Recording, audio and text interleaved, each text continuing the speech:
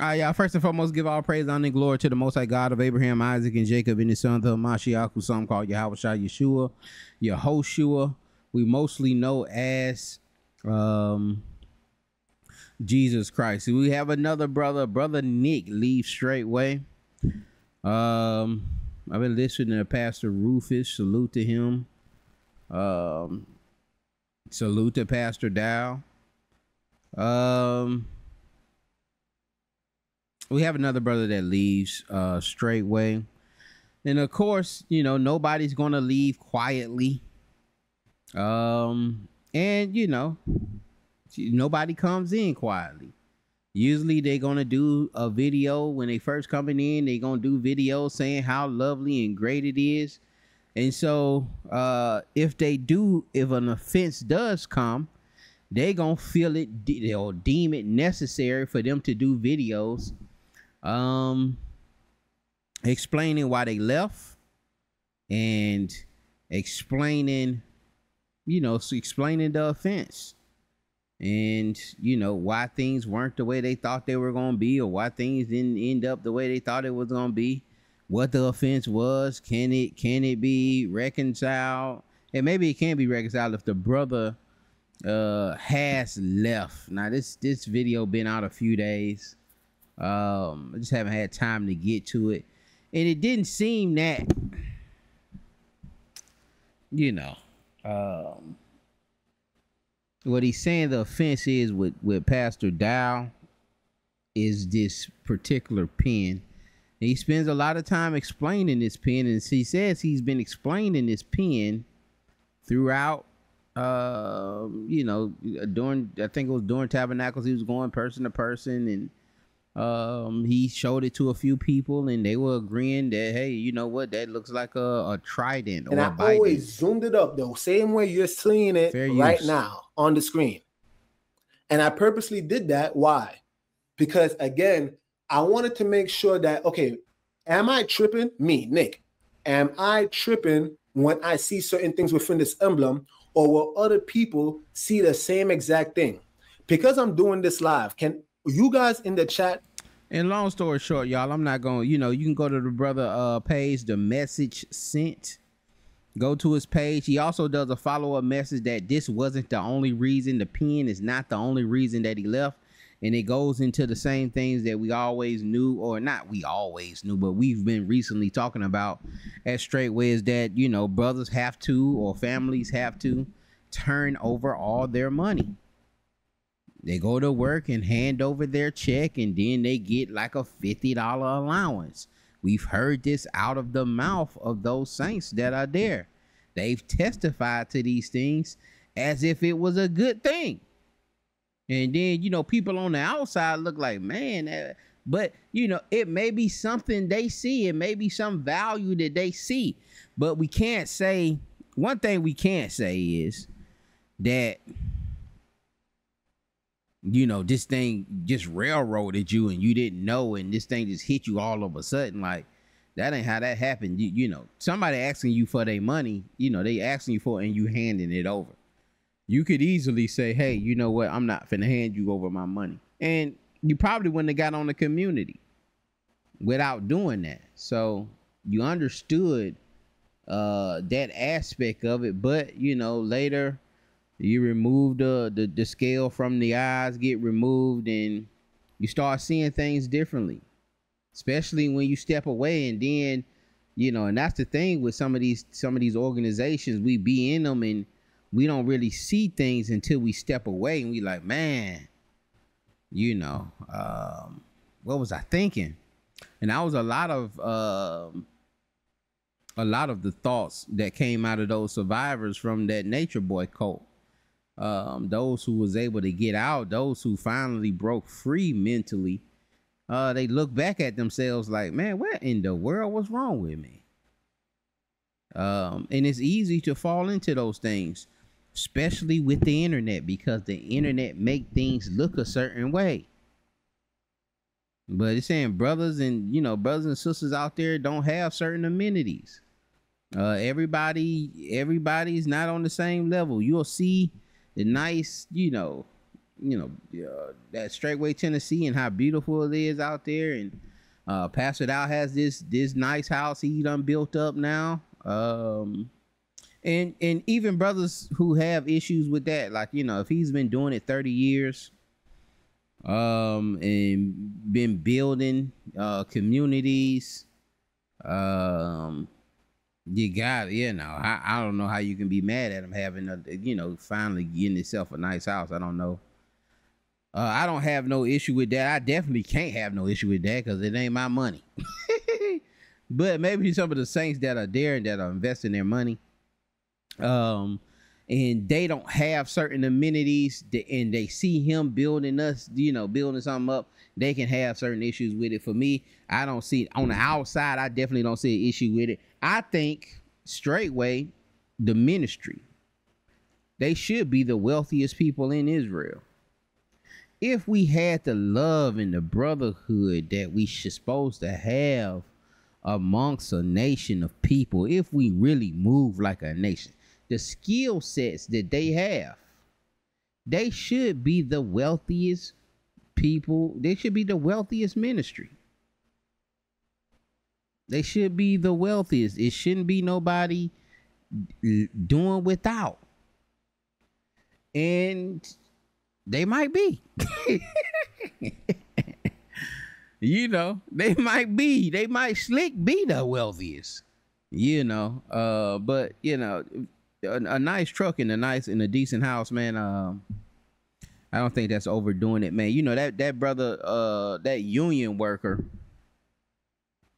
who has the people on strike. I seen them. They say he got a 7,000 foot square house, 7,000 square foot house, and drive a Bentley. Talking about we need more money. We need to go on strike. But back to brother Nick, man. Seems like a good brother, man. He was there a good while. And this pen thing kind of took him over there, but it may be something else. Could be something else there also.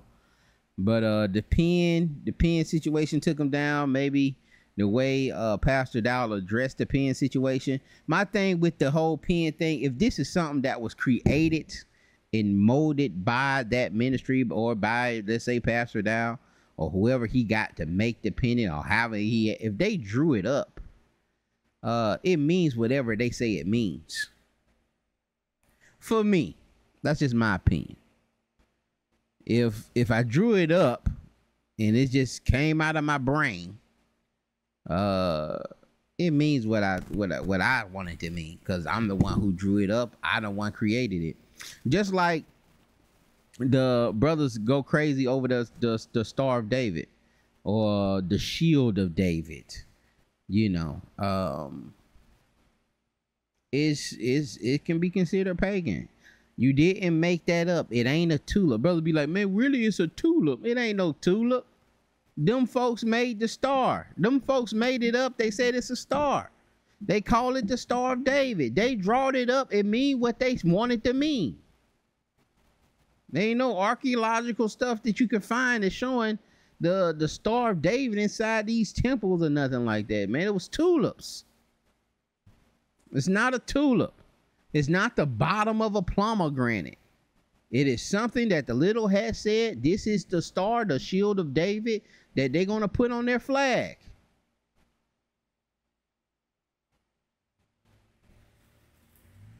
And it means whatever they say it means. Whatever they use it for, that's what it means.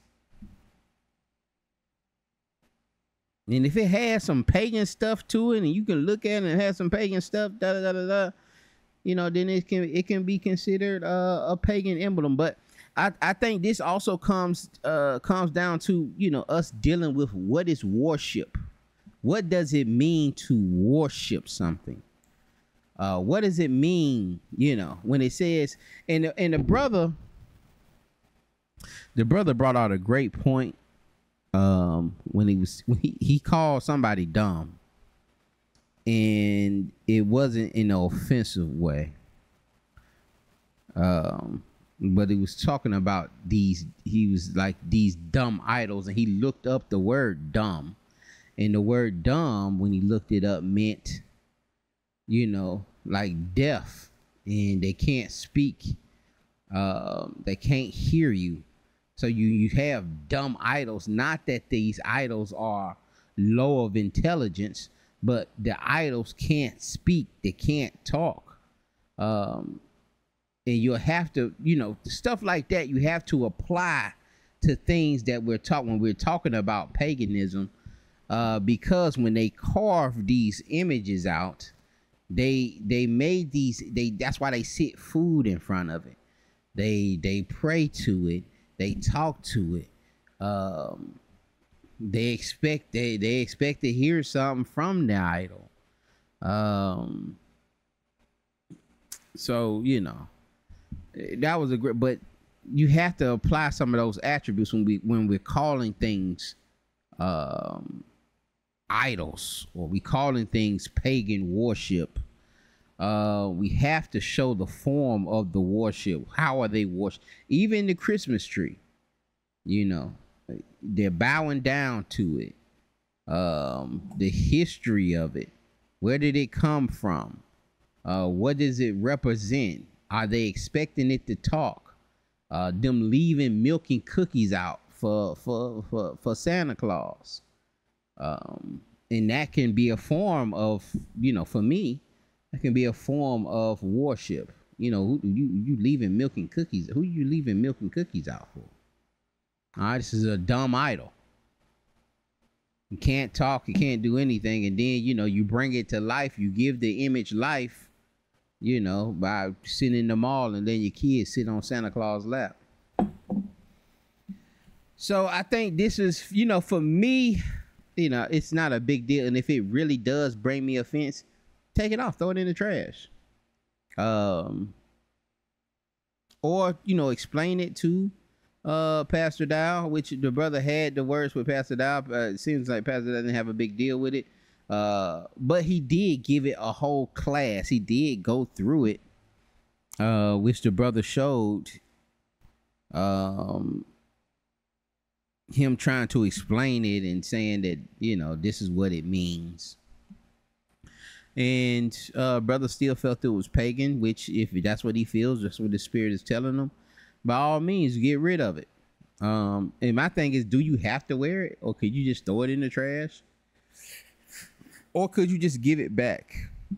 Or is you just being around it and seeing everybody with these pins just driving you crazy, and and if that's the case, then yeah, man, you need to get up out of there. But again, the brother was saying that it was also the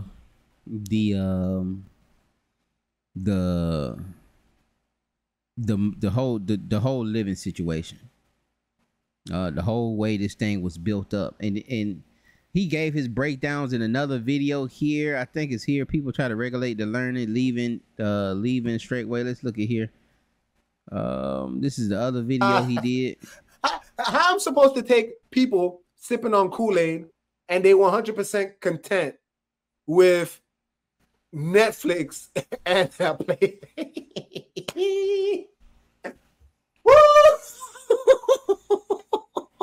And basically here he's saying, at one of the houses, which is, I think, Elder Kabir, and apologies, salute to him. Apologies if I'm messing up your name, but he's saying that his house, I think they have a nice house, mansion type house out there with theater and all of this stuff.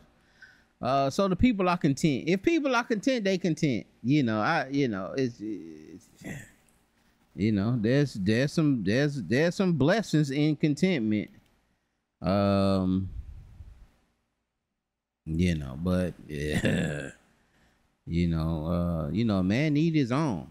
For me, every man may not, but I think you should strive to get your own.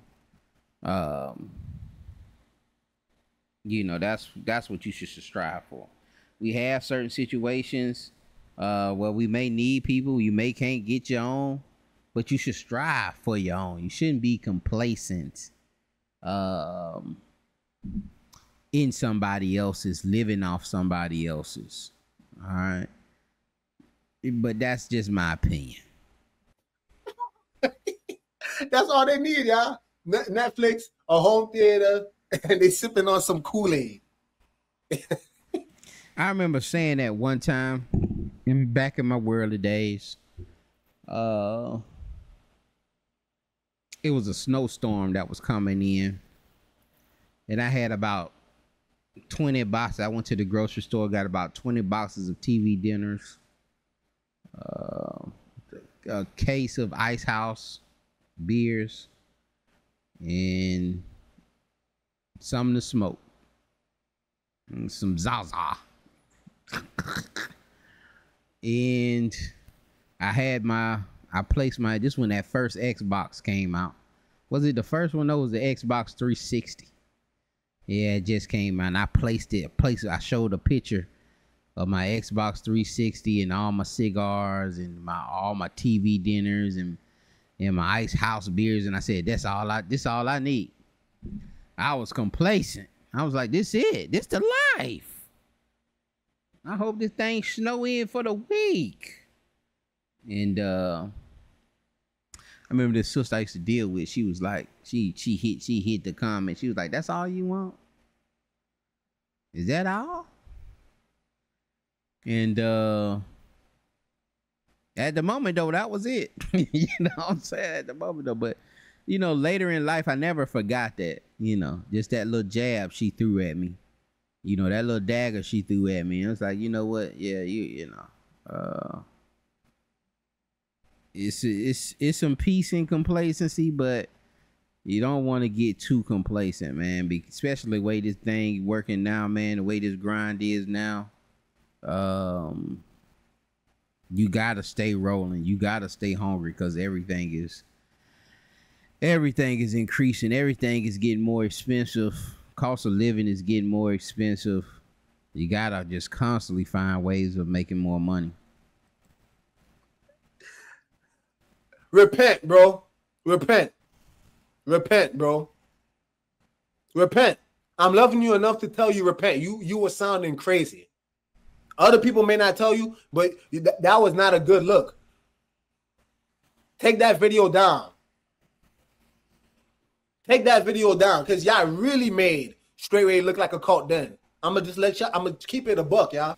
And, you know, I was speaking on that, too, back in the, you know, when they were showing those videos. It's like, man, it's just not a good look. It's not. You getting brothers up there saying that they you know, they only get $50 allowance and they get to play video games and be in the theater. They get to watch Netflix. I guess they got their own rooms. But nah, man, if you ain't got your own space like that, there ain't no reason to be complacent. For me. But again, you know what you signing up for. At this point in the game, y'all know what y'all signing up for. And my brother, you know, my brother was in it for 10 years. I think he said he was in it since 2014.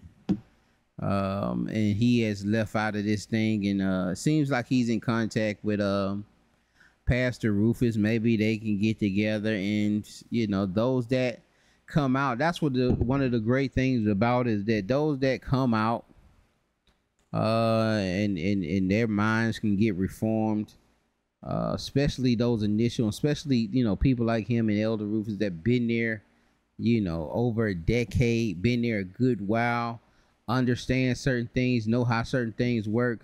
They can come out and have certain knowledge to try to do it better or try to make the corrections. It is a good blueprint. It has but it has a lot of flaws. It's a blueprint.